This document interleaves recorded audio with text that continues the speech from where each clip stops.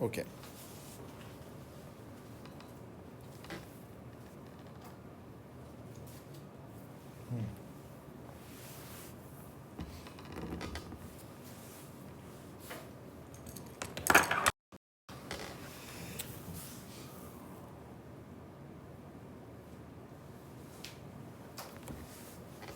All right. So if you don't see inside this charge, right? You're just imagine this box, this space around here. If you look at it, you don't see the charge inside. If you just look along this space, you see this radial electric field, and you see it's decaying. You're gonna basically that tells you that you've got a unit charge, and it tells you basically you have a positive charge, positive net charge inside the surface. Okay, so that's if you just look along the surface and you cannot see inside. You don't need to see the charge, okay, inside the surface. So now, like, assume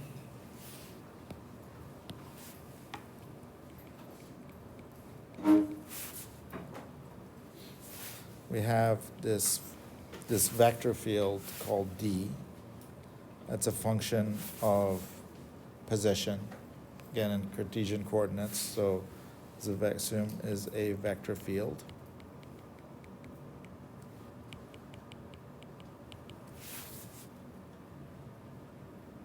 So the definition of divergence. So definition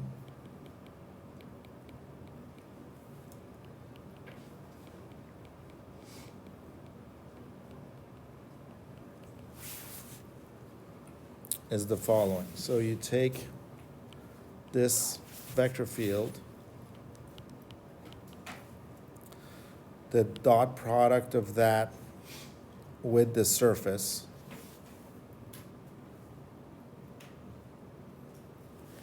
and you take the integral of that over the entire surface.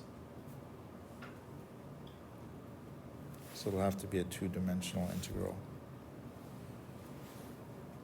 over the volume that's enclosed by the surface in the limit as the volume goes to 0.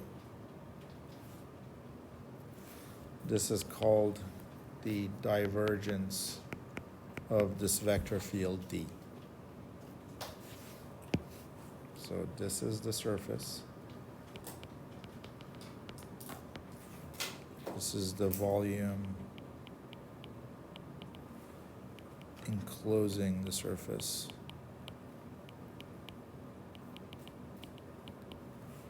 This is closed surface integral, closed surface integral.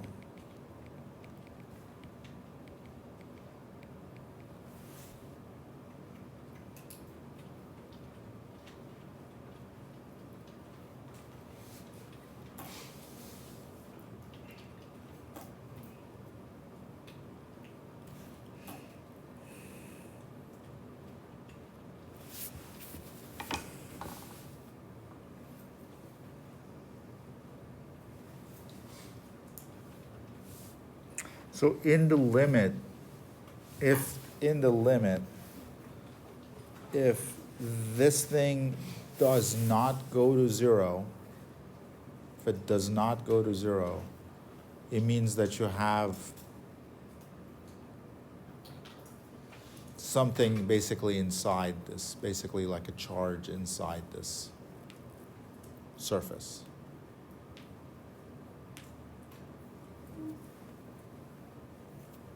Or you can say if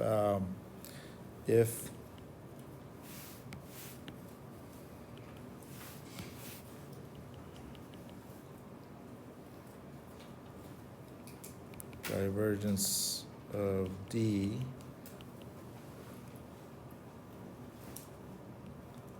does not go to 0. Well, I guess I'm kind of saying the same thing. You're saying that well, anyway, it's almost like saying the same thing, but basically it's saying if I do a divergence of D, it'll give me what's the charge sort of inside the surface. Okay, so that's the definition of divergence.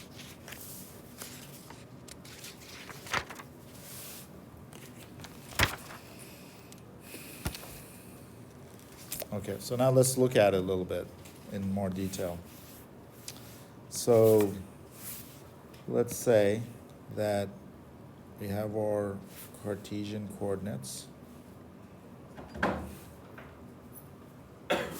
And then assume, just to make it a little bit easier to think about and do the math on, assume you have a box in there. And so this is x, y, z.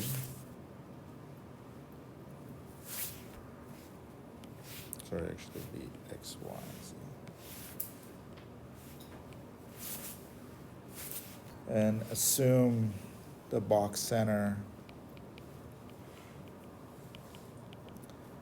is at x0, y0, z0. And assume this is a really, really, really, really tiny box. Okay, so the width of this box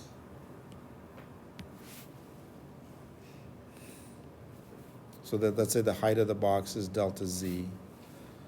The width of the box in the y direction is delta y. And this in this direction of x is delta x. So it's a really, really, I'm going to make this the limit where this delta x, delta y, delta z, I want to see like what is the absolute, like just a tiny bit of volume of space. So let's look at one surface. Let's look at this front surface and try to figure out this. I'm going to try to do this integral just in this front surface. Okay, so if I take that front surface,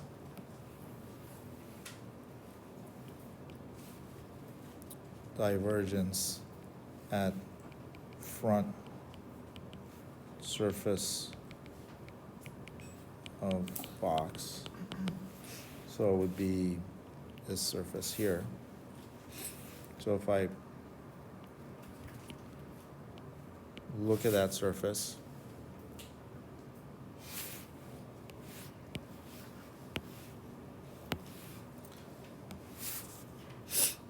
the location of these corners is going to be at y0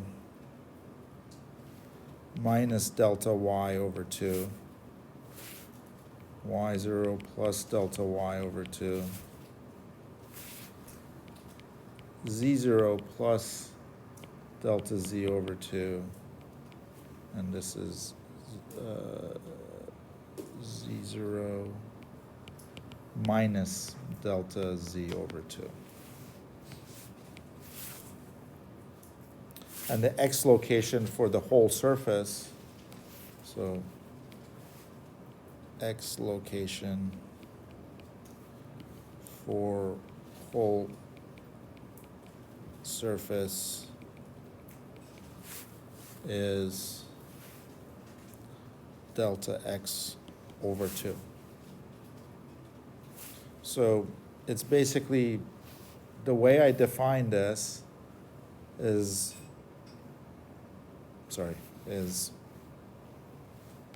location is x0 plus delta x over 2. So it's basically, this is defining this surface. And x0 is here, and I define the width of the box to be these delta v, delta x. So this just ends up being like that. Okay, and basically, I'm saying I have at all points here on this surface, my D is going to be D at x equal to x0 plus delta x over 2, y and z, as y and z change sort of in different places, but the x component of the divergence is always at x0 plus delta x over 2, because I'm just moving along that surface. Okay. So again, what we're trying to do is to do this integral or this function just at that surface. So the next step is we want to do basically look at this just along that surface. So if I just look at that, I get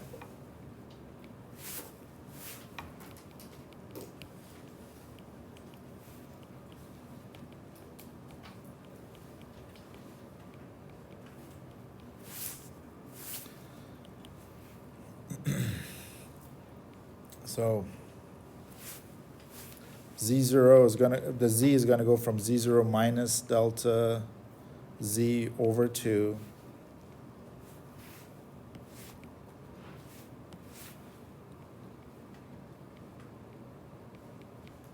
to z0 plus delta z over 2, and y is going to go from y0 minus delta y over 2 to y0 plus delta y over 2, and I'm going to be doing that integral, oops, like that. And this is going to be, so I'm just keeping these, I don't want to rewrite these things, but keeping these definitions, and I'm doing this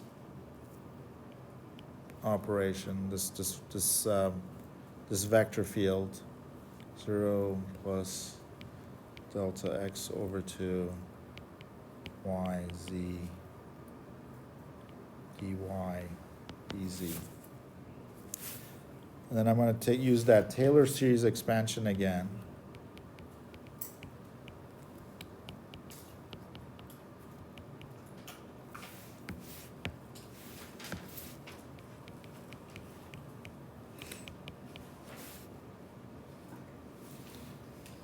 To change this to dx at x0 plus delta x over 2,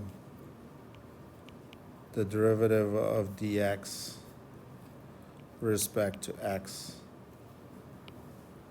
dy dz.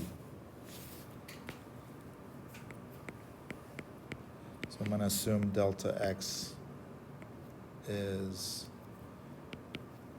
very small. So that basically I'm just getting rid of, this should be approximate, I'm getting rid of all the higher series, Taylor series expansion terms. So basically you do this integral, and then you would combine the integrals for all the surfaces. So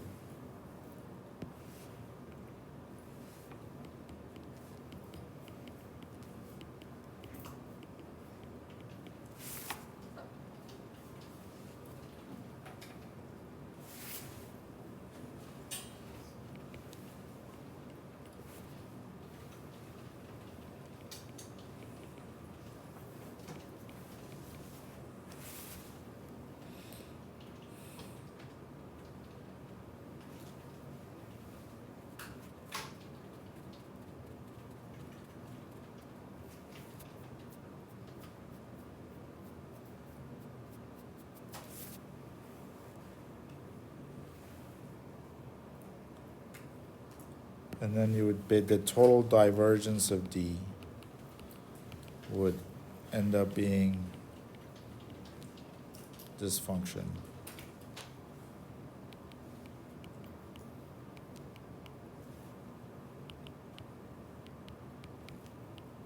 Oops.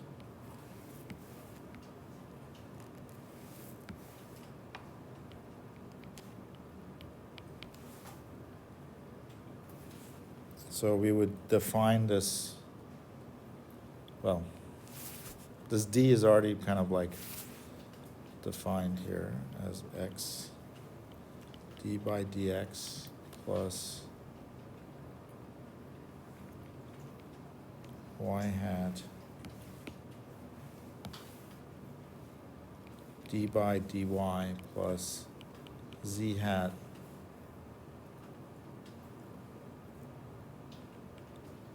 d by dz. Sorry, this is just a reminder of what the gradient was defined as.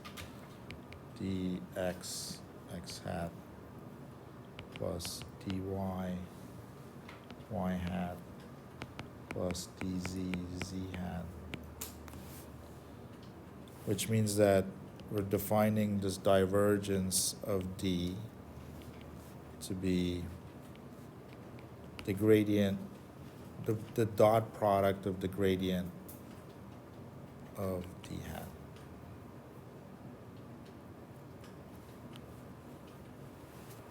And this equation only holds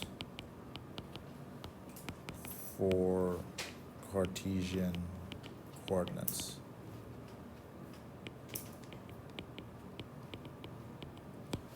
Like this won't hold in cylindrical coordinates or something like that.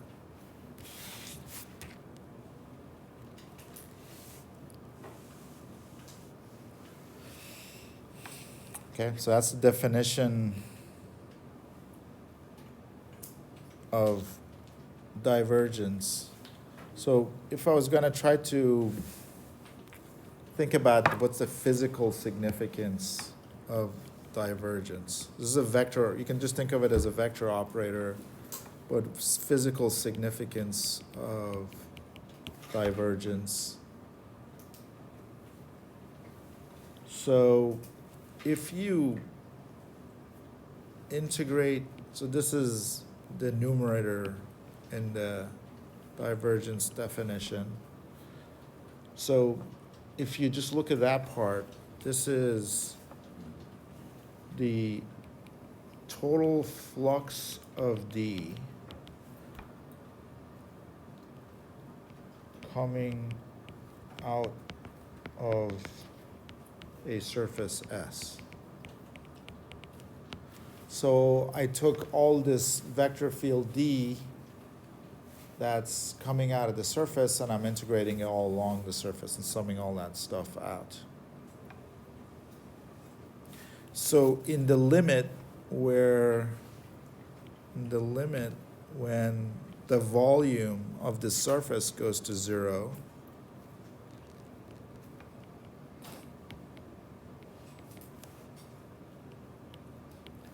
in that limit, if this value is positive,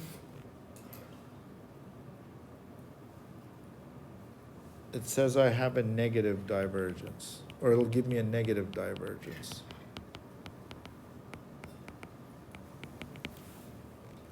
So if this value is negative, no, sorry, if it's a divergent field, not negative divergence. Is it, yeah. Is it supposed to be delta V, what you're dividing by the volume? Yes, thank you so much.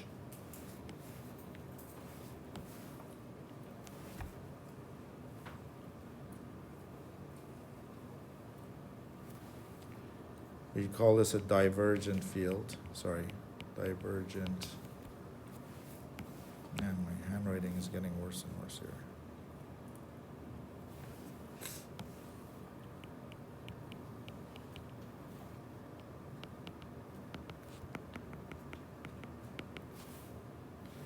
If it's negative, we say we have a negative divergence.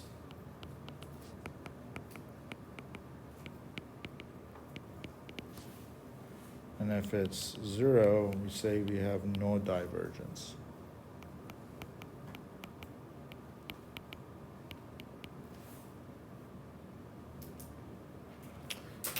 And again, at this point, I don't really, besides saying that, I don't have a good visual for you guys, except that when we get to Maxwell's equations, you'll see like where divergence as a vector operator fits in to the whole thing.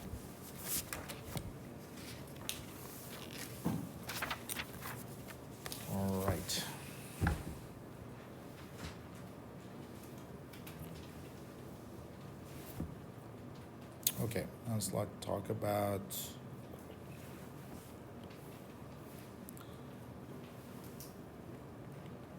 curl.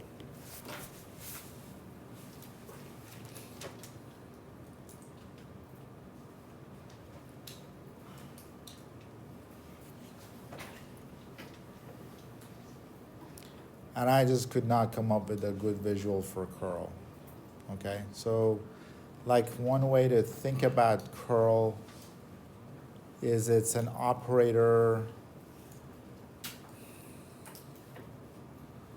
You know, one thing I saw somewhere is like if you had some kind of a, say if you had some kind of a propeller in the water or something like that, and you had like a flow of water. So imagine something like a wheel that would turn if a water stream went by it. Okay? That linear movement of the water would give you a rotational direction perpendicular to that water. Guys, does that make any sense? So imagine if you had like one, is it called a water mill or something like that?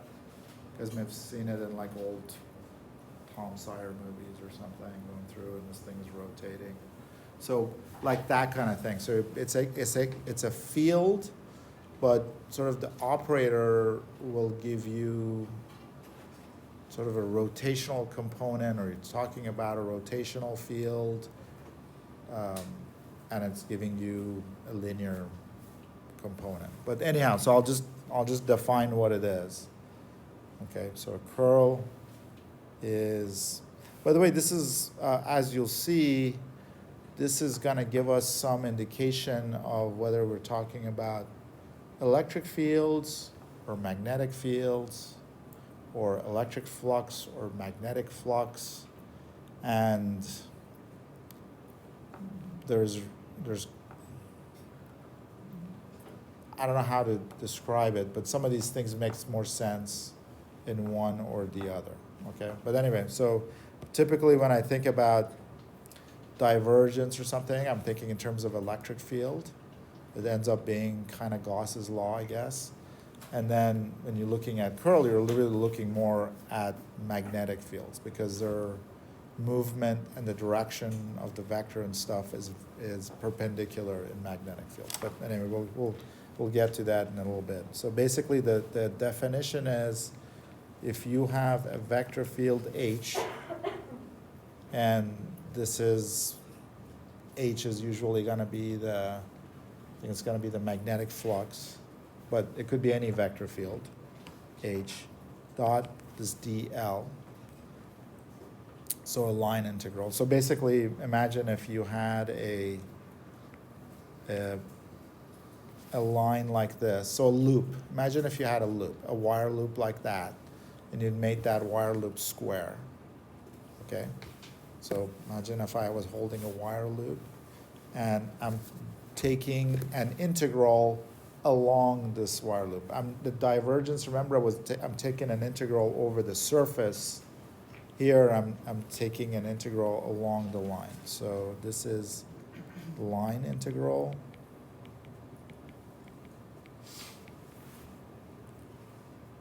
And this is the sort of the line element.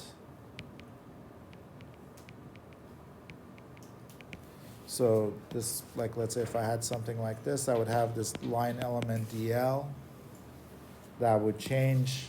dl would be like, would be like this here, it would be like that there, it'd be like that there, it'd be like that there, it'd be like right there. So I'm integrating along this line. This is a line integral we're talking about. So I'm going to take that over delta S in the limit as delta S goes to 0. So this is surface.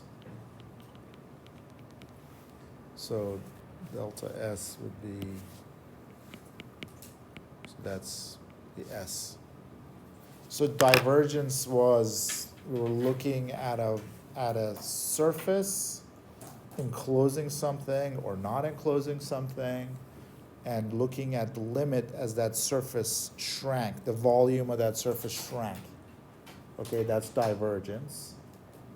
Okay, and the value you get is an indication of what you're enclosing inside that surface.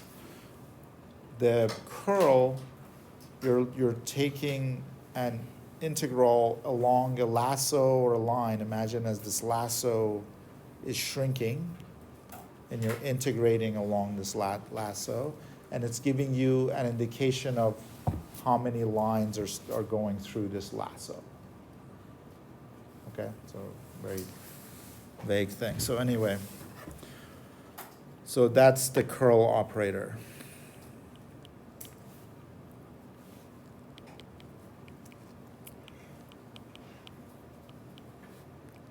So this is curl operator.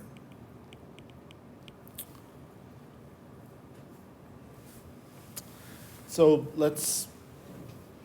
we're doing this for a reason. We're gonna use these things to talk about Maxwell's equations, electric field, magnetic fields. So like, let's take a look ahead about, like, let's make a little table about what indications these will have. So if I made a little table, and let's say you had a situation where the divergence of a vector field was 0, and the curl of it was not 0. This is an indication that you have what's called a solenoid field.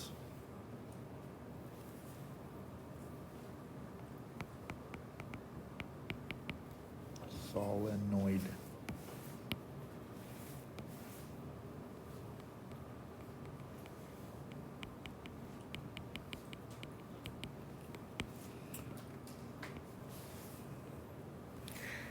And it's very typical of a magnetic field.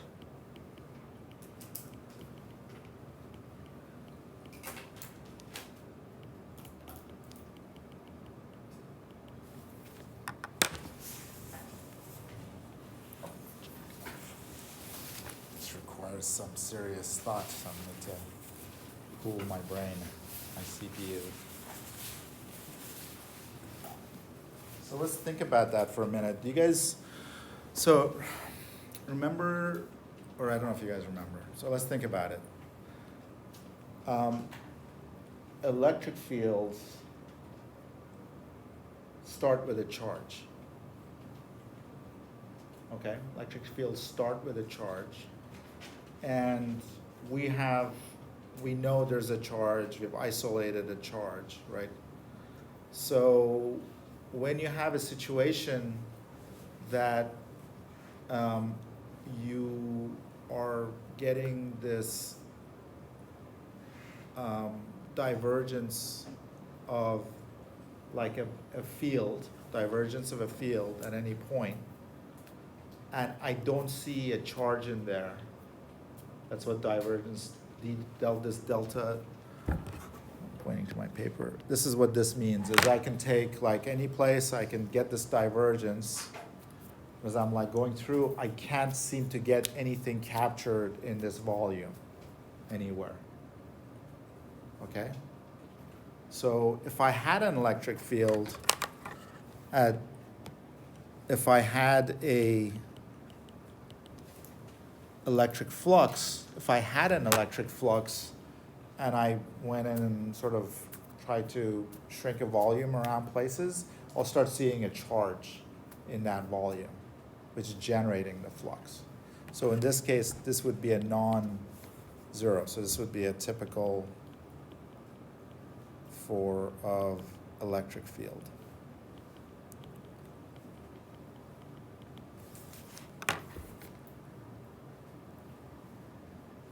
But so a magnetic field, we don't have magnetic charges.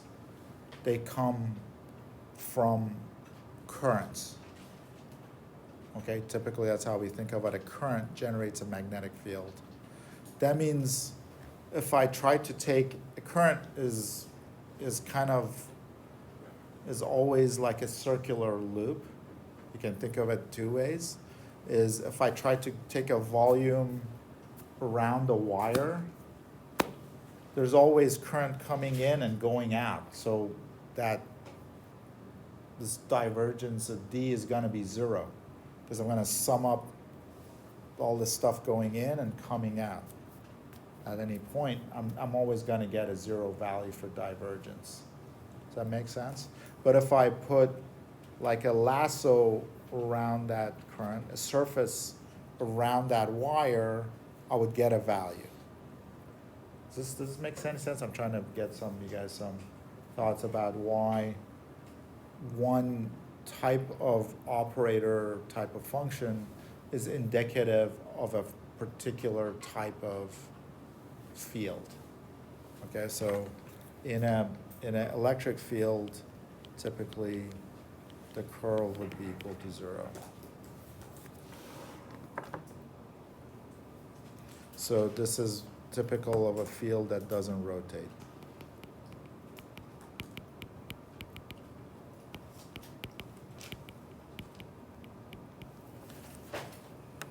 Yeah. So is the left side supposed to be the gradient and the right side supposed to be the curl, like as a table? Because it should be the gradient times h, right? It's actually, yeah, make sure I don't set you up, because as I'm describing it to you guys, it's actually not the gradient. Gradient would be, That's what I'm saying, it would be it's the vector h, because you're doing d, which is the divergence, which is what we did for the... yeah, so divergence is that dot, ends up being the dot product of that operator with the electric field. So what's the difference between the vector d and the vector h?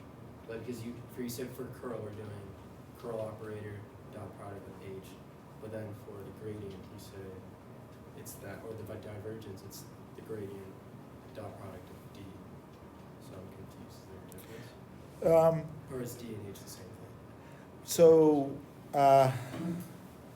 okay, let me take a couple of steps back. Yeah. So when you're looking mathematically, so I'm combining a couple of things, and this is, in my defense, this is done because we're in an electromagnetic field class. So if we were just looking mathematically at divergence of curl or whatever, I could have called D, H, I could have called it Z. It's a vector field. So when I'm doing it mathematically, any, like that capital D, capital H, I could use anything, it's just defining a generic vector field. And remember, a vector field is any point in space has a vector associated with it. It could be anything. It could be representing water in a river. It could be representing wind. It could be representing anything that has a direction associated with it. The reason I picked D to talk about divergence is D is usually used to define electric flux. Okay, and that's where you kind of use in Maxwell's equations, use divergence of D is equal to charge. And the reason I picked the letter H when I talked about curl is because H usually denotes magnetic flux. So what I should have done to not confuse you guys, I guess I should have used this thing here. But really I could have, so I went back to being generic here. But I guess sort of more in terms of if I was going to keep the nomenclature the same, I'd use that.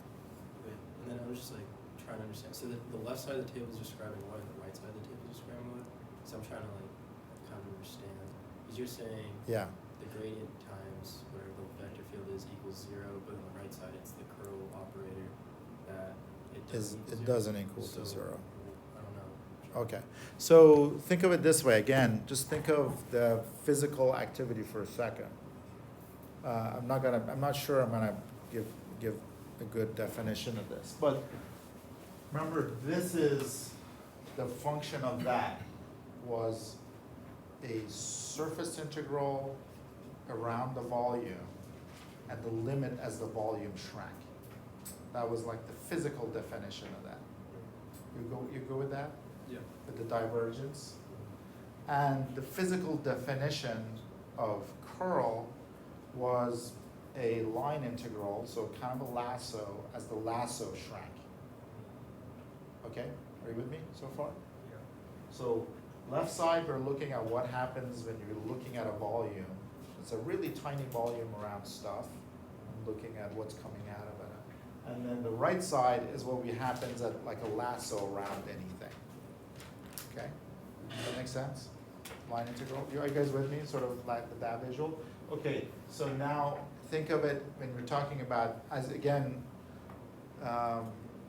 this is assuming you guys remember Coulomb's law, Gauss's law, Ampere's law, all these laws that lead to Maxwell's equation, but as a reminder that electric field are generated by electric charges, and those are isolated qualities. You can have an electric charge sitting at a point in space. So if I go put a volume around that, like if I grab my fist around that, squeeze it down, squeeze my fist really tight, okay? I would get the value of that charge that's enclosed by that. Does that make sense? Yeah, so the left But- side's volume. The left side's volume, which is divergence. But because there is no such thing as an isolated magnetic charge, there's nothing to grab onto. If I did the same in a magnetic inside of, if I notice there's a magnetic flux in this room, and I go, okay, I'm gonna see how much magnetic stuff I can grab as I grab different parts of this volume, I would always get zero, because there's no isolated magnetic charge. So that one's like a point charge on the right as well. There's an isolated charge. So this is this function. Like remember, I'm talking about vector functions so far. Okay? So this act of doing of a vector function, a divergence vector function, is I have this vector field, whatever it is, okay? And I'm gonna basically try to go look at little volumes of this vector field and see what I can capture in there. Does that make sense? So imagine if I had, well, so if I had an electric field in this room, okay? And let's say it was being created by a charge in the next room. Okay? You with me? Yeah. So if I try to do this divergence anywhere in this room, I would always end up getting a zero. Because it's not, that's calculating the charge of the field? Well, there's in any point in this room, if I grab any volume, okay, there's a flux. If I'm doing the integral of the flux around this volume, and there's electric field lines going from this side and coming out of that side. So the net is zero. Okay. Okay? But if I walk into the next room and I look at different places, finally I close my volume around that charge that's creating an electric field, I'm gonna get a non-zero value for that divergence. You okay with that? Okay. So when you're on the charge, there's When you grab onto the charge, you're gonna get a non-zero divergence. So because it's not all like a straight line, they're kind of. It's not all coming out. So it's not guaranteed that you will always get, for divergence, you'll get a non-zero value for an electric field, but at some point you will have to. There's something will always, some isolated charge somewhere is creating that electric So field. if you had like a wire, Uh-huh. you're passing current, everywhere around it would be zero, but on the wire would be a value. Well, don't think of the wire yet, because now you're gonna be talking about magnetic field. And so the right side's a magnetic field. The left Right side side's a is, point charge. well, so if you, it's both sides are for both, Okay. okay? This is very confusing. So both sides are for both. If you start doing this divergence operation in space, and you think you're doing the divergence of a magnetic flux, and you get a non-zero value, there's something wrong. Think of it that way. Okay? So that's another way to look at it. So if I go around and find, at some point, if I have an electric field, if I do this divergence operation, I'm going to be doing it around a location where there is that charge creating the electric field, and I'm going to get a non-zero value.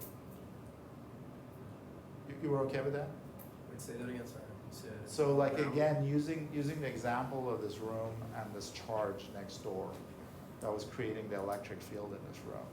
At some point as I'm walking around this building and I'm like sort of doing this divergence operation, at some point I'm gonna get a non-zero value because I would have latched onto that charge. So there's no charge in an electric field? So there's a charge. So this is, if it's non-zero, it's typical of an electric field. If it's non-zero, okay? But there's no such thing as an isolated magnetic field. Or isolated magnetic charge. There's no such thing as isolated, there's no, are you guys remember that? So there's no magnetic, the magnetic field is always being created by like current loops and stuff like that. So I could keep grabbing on to different volumes. I'm never gonna find a charge that I can isolate and enclose in a volume in a magnetic type situation. Because there's no such thing. So this divergence in a magnetic field will always give me a zero. That's like a typical thing, okay? And the divergence of an electric flux will sometimes give me a non-zero value, but I've actually managed to capture the charge. So that's like, it's not always doesn't equal zero, it's kind of, It can be Close. non-zero. It can be non-zero. so it's not absolute. Yeah, and I'm like basically overall space it will be non-zero because at some point there will be an isolated charge that's created in electric field. Okay, and then vice versa. If you look at this here, if I look at it this way, okay, that if I'm getting a magnetic field, it says that at some point when I am integrating, again, I'm closing this lasso now, I'm not doing a volume. I'm closing this lasso So around this is the different surface. places. Closing the lasso around different places, and I'm capturing poles or wires that are going through that lasso in this curl operation. Okay, so that's all the only tool I have is this lasso. It's no longer a volume, so it's a lasso. So if I put a lasso around the charge, remember the charge is like, you're not gonna grab a charge with a lasso. It's like trying to pick up a marble with a lasso. Like, I don't know, I'm trying to give you this could be really bogus, but what a lasso is good at is grabbing a pole or like, the neck of the calf or whatever it is, right?